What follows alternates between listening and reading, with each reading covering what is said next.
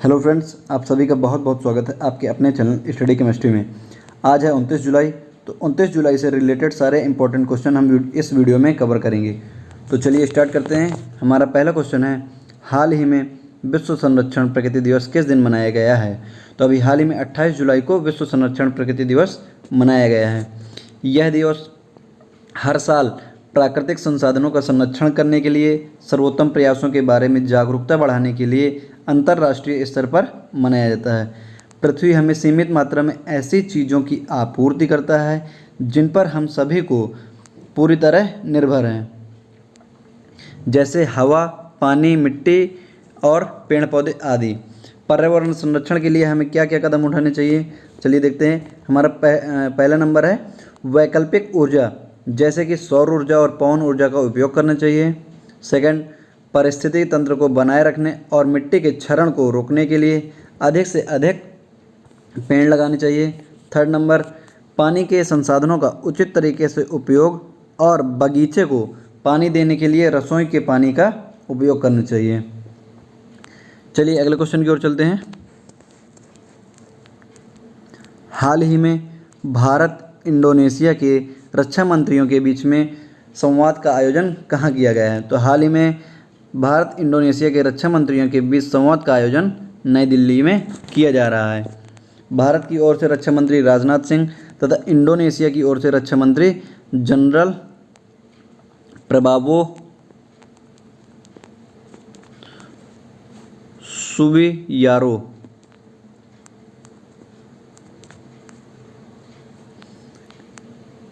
इन दोनों ने मिलकर इस संवाद का आयोजन किया है। इस बैठक के दौरान इंडोनेशियाई रक्षा मंत्री जनरल प्रबावो को औपचारिक गार्ड ऑफ ऑनर का पुरस्कार दिया गया है। Guard of honour. इस बैठक के दौरान दोनों ही मंत्रियों ने आपसी सहमति वाले क्षेत्रों में द्विपक्षीय रक्षा सहयोग को और अधिक बढ़ाने पर सहमति व्यक्त की है। तो यह क्वेश्चन है हमारा भारत और इंडोनेशिया से रिलेटेड। तो चलिए इसके बारे में देखते हैं। पहले इंडोनेशिया के बारे में देखते हैं। इंडोनेशिया के राष्ट्रपति हैं जोको विडोडो। यहाँ की राजधानी है कालीमंथन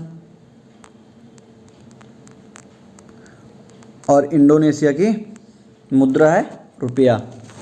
चलिए भारत के बारे में देखते हैं। भारत के राष्ट्रपति हैं महामहिम रामनाथ कोविंद, प्रधानमंत्री हैं श्री नरेंद्र मोदी और भारत की राजधानी है नई दिल्ली। तो चलिए अगले क्वेश्चन की ओर चलते हैं। अगला क्वेश्चन है हमारा, the India way strategies for an uncertain world. इस पुस्तक के लेखक कौन हैं? तो अभी हाल ही में डॉक्टर एस जयशंकर ने इस पुस्तक को लिखा है। ये इस समय विदेश मंत्री के रूप में नियुक्त हैं। इस पुस्तक को हॉर्पर, कॉलिंस इंडिया ने प्रकाशित किया है। जयशंकर इस पुस्तक में लिखते हैं कि भारत को एक ऐसे क्षेत्र में प्रभाव हासिल करने के लिए दृढ़ता से संघर्ष करना पड़ रहा है जो इससे पहले और अधिक आसानी से किया जा सकता था, क्योंकि इसकी विदेश नीति में 3 बड़ी गलतियां रही हैं। तो चलिए इनके अनुसार जो 3 गलतियां हैं उन्हें देखते हैं। पहली गलती है 1947 के विभाजन ने देश को जनसंख्या और राजनीतिक दोनों लिहाजों से छोटा कर दिया है। सेकंड है आर्थिक सुधार में की गई देरी, जो चीन के बाद लगभग 1.5 दशक बाद शुरू हुआ है। चीन के 15 साल के अंतराल के बाद भी भारत अपने भारी नुकसान में है, जिसका कारण भारत के आर्थिक सुधारों में देरी हुई है। तीसरा है परमाणु विकल्प का संबंधी कवायद का लंबा होना, जिसके परिणाम स्वरूप भारत को इस क्षेत्र में प्रभाव बढ़ाने के लिए पराक्रम के साथ संघर्ष करना पड़ रहा है, जो पूर्व में और आसानी से किया जा सकता था। डॉक्टर एस जयशंकर अभी इस समय विदेश मंत्री के रूप में नियुक्त हैं। तो चलिए अगले क्वेश्चन की ओर चलते हैं। अगला क्वेश्चन है हमारा, हाल ही में डेयर टू ड्रीम 2.0 प्रतियोगिता का शुभारंभ किसने किया है? तो अभी हाल ही में DRDO ने डेयर टू ड्रीम 2.0 प्रतियोगिता का शुभारंभ किया है। इस प्रतियोगिता का शुभारंभ पूर्व राष्ट्रपति और प्रसिद्ध वैज्ञानिक डॉक्टर APJ अब्दुल कलाम की 5वीं पुण्यतिथि के अवसर पर किया गया है। डेयर टू ड्रीम 2.0 को देश के इनोवेटर्स और स्टार्टअप्स को बढ़ावा देने खुले स्पर्धा के रूप में शुरू किया गया है। देश भर में रक्षा और विमानन प्रौद्योगिकी में नवाचार के लिए व्यक्तिगत रूप में और स्टार्टअप को उभरते हुए प्रौद्योगिकी को प्रोत्साहन देने के लिए इस प्रतियोगिता को शुरू किया गया है। एक विशेषज्ञ समिति द्वारा इस प्रतियोगिता का मूल्यांकन किया जाएगा और इसमें चयनित विजेताओं को प्रतियोगिता में पुरस्कार धनराशि के रूप में विजेता स्टार्टअप को 10 लाख रुपए और व्यक्तिगत श्रेणी में 5 लाख रुपए दिए जाएंगे। तो यह क्वेश्चन हमारा DRDO से रिलेटेड है। तो इसके अन्य क्वेश्चन देखते हैं। DRDO के अध्यक्ष हैं सतीश रेड्डी। इसकी स्थापना हुई थी 1958 में। तो DRDO का मुख्यालय है नई दिल्ली में।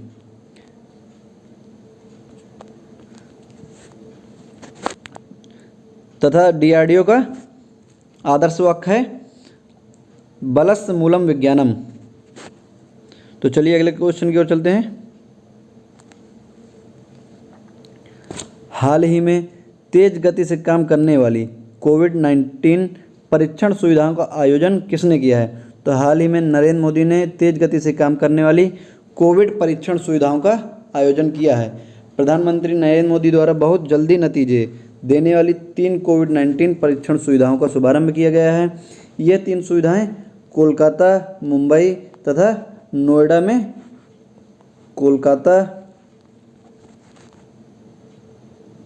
नोएडा और मुंबई में national of India council of medical research में शुरू की गई है, जिसमें प्रतिदिन परीक्षण क्षमता लगभग 10,000 बढ़ जाएगी। यह वायरस के शुरुआती पता लगाने और उपचार में मददगार साबित होगा, जिससे कोविड-19 के प्रसार को रोकने में मदद मिलेगी। ये प्रयोगशालाएं सिर्फ कोविड की जांच के लिए ही सीमित नहीं रहेंगी, बल्कि भविष्य में इनमें हेपेटाइटिस, HIV, डेंगू आदि अन्य बीमारियों का परीक्षण भी किया जा सकेगा। चलिए अगले क्वेश्चन की ओर चलते हैं। अगला क्वेश्चन है हमारा, हाल ही में मौसम ऐप किसने लॉन्च किया है? तो अभी हाल ही में केंद्रीय स्वास्थ्य और परिवार कल्याण मंत्री डॉक्टर हर्षवर्धन ने मौसम ऐप को लॉन्च किया है। यह ऐप पृथ्वी विज्ञान मंत्रालय के 14वें स्थापना दिवस के अवसर पर लॉन्च किया गया है। इस ऐप को International Crops Research Institute for Semi Arid tropics, मैं एक बार फिर रिपीट करता हूँ, इस ऐप को International Crops Research Institute for Semi Arid Tropics तथा Indian Institute of Tropical Meteorology Pune और भारत मौसम विज्ञान द्वारा डिज़ाइन और विकसित किया गया है। तो ये मौसम ऐप के बारे में हम लोग देखते हैं। ये मौसम ऐप हमारा क्या कार्य करेगा? यह मोबाइल ऐप विभिन्न शहरों और स्थानों के मौसम के बारे में पूर्वानुमान और चेतावनी प्रदान करेगा। यह ऐप लगभग 200 शहरों का तापमान, आर्द्रता, हवा की गति और दिशा के साथ साथ मौजूदा मौसम की भी जानकारी प्रदान करेगा। इस ऐप पर एक दिन में 8 बार जानकारी अपडेट की जाएगी। तो चलिए अगले क्वेश्चन की ओर चलते हैं। हाल ही में ट्यूनीशिया का नया प्रधानमंत्री किसे नियुक्त किया गया है? तो अभी हाल ही में हिचेम मचीची को ट्यूनीशिया का नया प्रधानमंत्री नियुक्त किया गया है। ट्यूनीशिया के आंतरिक मंत्री, ये ट्यूनीशिया के आंतरिक मंत्री हैं, जिन्हें अभी ट्यूनीशिया का नया प्रधानमंत्री नियुक्त किया गया है। इनकी नियुक्ति एलिस फकफक के स्थान पर की गई है, जिन्होंने हाल ही में मतभेदों के चलते इस्तीफा दे दिया है। हिचेम मचीची राष्ट्रपति सैयद के कानूनी मामलों के काउंसलर भी रहे हैं। इससे पहले वह परिवहन मंत्रालय में कर्मचारियों के प्रमुख रहे हैं और सामाजिक मामलों के मंत्रालय में भी इन्होंने काम किया है। यह क्वेश्चन हमारा ट्यूनीशिया से रिलेटेड है। तो ट्यूनीशिया के राष्ट्रपति हैं कैस सैयद। ट्यूनीशिया की हमारी राजधानी है ट्यूनिस और ट्यूनीशिया की मुद्रा है हमारी ट्यूनीशियाई दिनार। चलिए अगले क्वेश्चन की ओर चलते हैं।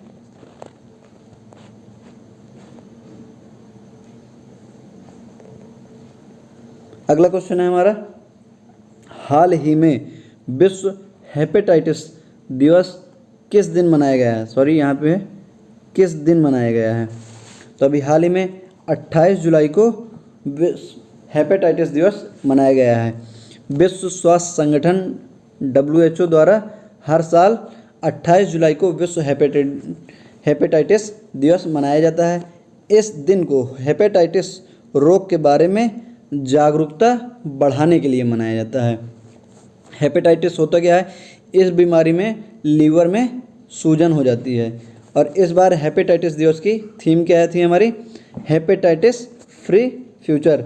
नोट कर लीजिए, हेपेटाइटिस फ्री फ्यूचर, जिसमें माँ और नवजात शिशुओं में हेपेटाइटिस बी की बीमारी को रोकने पर केंद्रित किया गया है।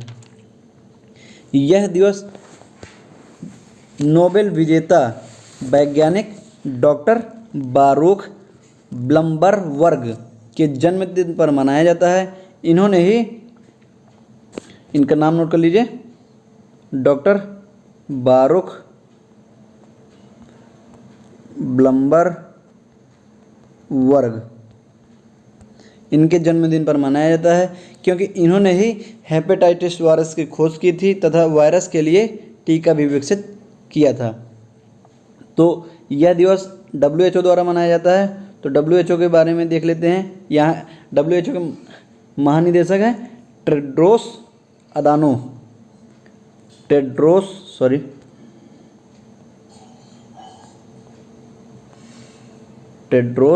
अदानो और इसका मुख्यालय है जेनेवा में। तो चलिए अगले क्वेश्चन की ओर चलते हैं। अगला क्वेश्चन है हमारा, हाल ही में मध्य प्रदेश का राज्यपाल किसे नियुक्त किया गया है?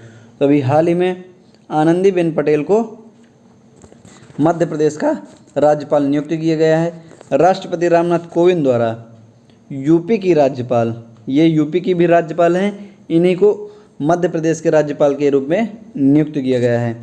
इनकी नियुक्ति पूर्व सांसद और राज्यपाल लालजी दास टंडन के निधन के कारण किया गया है। राष्ट्रपति द्वारा यह नियुक्ति संविधान के अनुच्छेद 155 और 160 द्वारा की गई है। ये आनंदीबेन पटेल गुजरात की पहली मुख्यमंत्री बनने वाली महिला मुख्यमंत्री हैं। चलिए अगले क्वेश्चन की ओर चलते हैं। अगला क्वेश्चन है हमारा, हाल ही में किस राज्य सरकार द्वारा रोजगार बाजार पोर्टल का शुभारंभ किया गया है? तो हाल ही में दिल्ली सरकार ने रोजगार बाजार पोर्टल का शुभारंभ किया है। दिल्ली सरकार ने नौकरी की तलाश करने वाले और नौकरी देने वाले लोगों के लिए यह पोर्टल विकसित किया है। यह पोर्टल नौकरी देने वालों के साथ साथ रोजगार खोजने वालों के लिए भी एक वरदान साबित होगा। इस ऐप के तहत नौकरी देने वालों को वेबसाइट पर जाकर अपनी आवश्यकताओं को अपडेट करना होगा और इसी प्रकार नौकरी की तलाश करने वाले व्यक्ति को इस पोर्टल पर जाकर अपनी योग्यता और अनुभव तथा आवश्यकता को अपडेट करना होगा।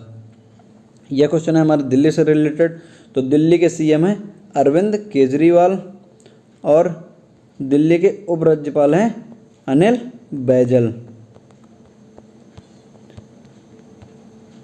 अगर आप लोगों को वीडियो पसंद आया हो तो वीडियो को लाइक करिएगा, शेयर करिएगा, कमेंट करिएगा तथा अगर आप इस चैनल पर नए हैं तो चैनल को सब्सक्राइब करके बेल आइकॉन प्रेस करिएगा, जिससे मेरे द्वारा अपलोड किए गए सारे वीडियो के नोटिफिकेशन आपको सबसे पहले मिलते रहें। Thank you.